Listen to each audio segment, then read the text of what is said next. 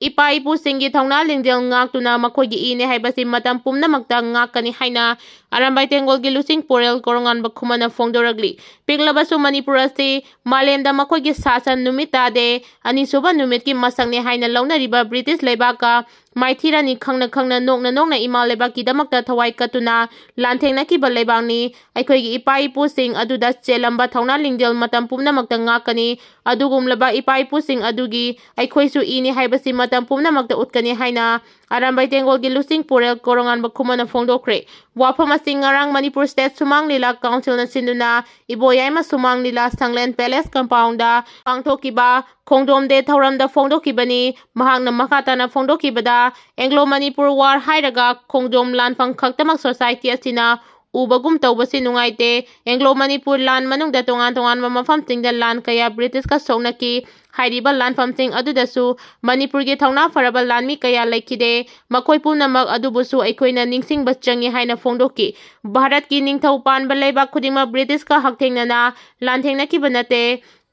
East India Company ga lanthengna ki bani adubu Manipur dadi British leiba ka haktengnana lanthengna ki ba yengna bada changjararoi Mikha Ponb gadabagi saru nongmata oirabasu ningtamna hingbana fai haina khanjaba phurumni hairi Thauramdugi nungyoeba warolda Sumang Lila Council gi Lifetime Secretary Saugrakpam Hemantana Fongdokibada Khunai asigi asoiba aranba kaya bu chumthokduna miyamda haktengnana nupi angang khaktana lausing piba ngamba culture gi masak ama oiriba Phamba kumai haibadi Sumang Lila asi nongmagi mangsilakpagi phibamda lagliba asi kanba mathau tai Sumang Lila mutkiba numita Manipur gi khunai gi culture gi masak mutkragani lamdamasi gi loijing loya kasin koya sinba thungna Sumang Lila di sanahangadabani masigi sumathakta masigi damakta su Arambai Tengolna mateng pangbiyu Sumang Lila mafang khudingmakta sanaraba matamda miyamda leiramba jamamnaba asoiba aranba kaya semdokpa ngamgani haina phongdoki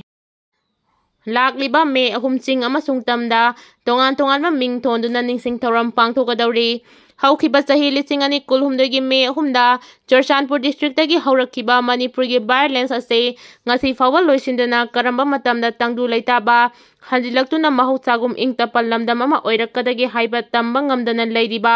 violence ase lakliba May 3 da sahi ani farakpaga loinana numit asida sing amadi tamda leiriba CSO singna tongan ming thonduna ningsing thoram pangthokadauri Federation of Civil Society Organization Fox Manipurna lakliba May 3 asida tunggidamak aikoi amata oina punsinaba haiba wakhalonda numit asibu Remembrance and Solicitory Day haina pangthokadauri Fox na thadurokpa chirol amada Imphal East District ke Yumnang Khunau Community Hall da ayuk pung 10 taba matamdagi hauduna thoram asi pangthokani hairiba thoram asi haukiba sahi lising ani kulhumdagi May 3 da lamdam asida Ain kaina sangsilakiba khulai paiba illegal immigrant singna mitai yellow furuk ki mathakta landarakiba numit adubu ningsingduna pangthokadaba thoram amani lising ani kulumdagi May 3 dagi Kuki illegal immigrant singna mitai gi mathakta landarakpadagi Churchanpur More Imphal East Imphal West amadi Kangpokpi district leiramba mitai sing ngasi fauba lanjelakpadagi hanagi yumda changba ngamdana leiri Asida natana Manipur da thokliba irang asigi anganba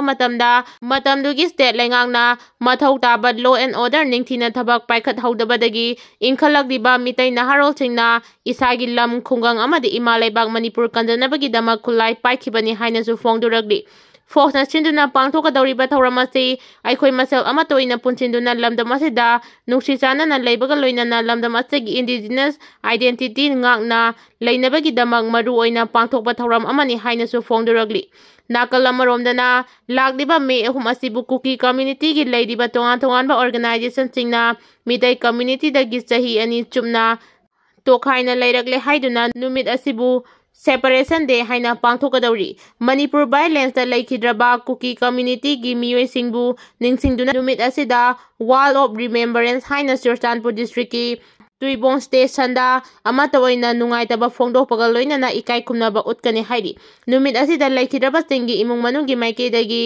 prayer amasung makal maka kaya gi thorom kaya su pangthokani thorom aduda Kuki community gi leiriba lusingba kayana wangangani haina su Itlf na thokpa sirol amana phongduragli numit asida Kuki singna namna khunda leita duna leiriba mafam singda shutdown gi khongjang changsinba tawroi adubu wall of remembrance ki stand lairiba mafamda miyamna ningsingduna pangthokadoriba thoram asiga mari leinana akoibada traffic movement ta khara hongdok hongdin leigani hainasu Itlf ki maikidagi fongdoragli Kashmir thaudokta senabasing lemna tharoi haina defense minister na fongdoragli ngarang Jammu and Kashmir gi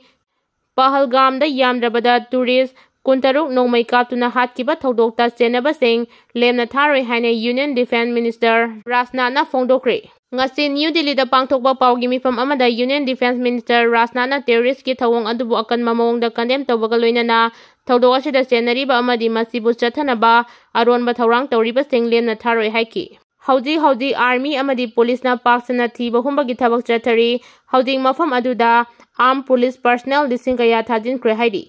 checkpoint kaya hangdok paga loinana searching vehicle ching thajin kre haidi amaromda ka hena masak khangdaba militant group ama oiriba Kashmir Resistance Koba group amana ngarangi attack adu makoina chathakibani haina social media gi khutangda claim tawrakre haidi Nahan Delhi da laikhidraba Priya Lakshmi gi justice piyo haina Delhi gi Maharani Bagte release kre haidi UD ahum pare Manipur Police Control Room dagi ngarang thorakpa sirol amada security forcing na ngarang lausambam chundar Elias bungbung sahi kuntramari kauba KCP nongdren khombagi kedarama nongpok sanjenbam kholengi kaitel changmaya dagi fare haidi aduga saumbum porabi area dagi na laitongbam nawba sahi kuntaret kauba pripaki kedarama fabaga loinana Sairem ibungo sahi nimphumanga kauba KYKL gi kedarama su kaibi haikang mapal dagi fare haidi Mangon-dagi 4-wheeler ama mobile phone ani amasong cell oina lupa 2,900 recover tawre haidi lairik laisu haiba wakal khantaba ngamba mihut khalasi thikatana naba thorakpa MLA sing thagalagumse haina NPP Manipur gi president Y Joy Kumar na fongdokre wafam asi party asina sinduna sahi ani faraglaba Manipur gi tangdu leita daba phibam asi political solution na warosin purakpa ngamgani haiba hiramda pangthokiba debate amadi essay competition gi makok mathang tarabasingda mana mathung khusinabagi thoramda fongdokibani Pasoi gi Incheted Grinda ngarang pangthokiba thoram asida mahangna makhatana hai aikhoi gi tungi phibam kari oigani maru oina mitai gi tunglamchat kari oirakadagi haibasi khanthaba matam oire aikhoina kari tawfam thokpagi haiba wakhalonda changdamnabagi competition ching ngasi pangthokibani dictatorship na democracy gi paukhum oiroi political party yaudana leiba ngakpasu yaroi maru oiraklibadi karamba political party na aikoi gi tunglamchat lepiba ngamgani haibasida aikoi nainarasi high command gi culture da chatpa amasung masagi phirep lawba ngamdabagi matung inkigadra natragana aikoi isana isagi phirep lesdaba ngamba regional gi wakhalon amasung midyeng leiba political party mathau tarabra haibasi khantarasi haiki Politics tawbasingda lairik laisu haiba wakhal khanthaba ngamba sothariba lamdamchigi chemelon karamna fagathanba ngamgani khanba ngamba miyoising khanbagi mathau tarakle hiramching asi khangbasingnasu politics ta yausinbiyu contract work fangnaba politics tawba MLA oiningbasing thagatpagi matam oidre political party singdasu makoina kari tawba ngamgani lamdamchigi chemelon faganaba khanba ngamba misak kayam yaurabage hangbiyu haiki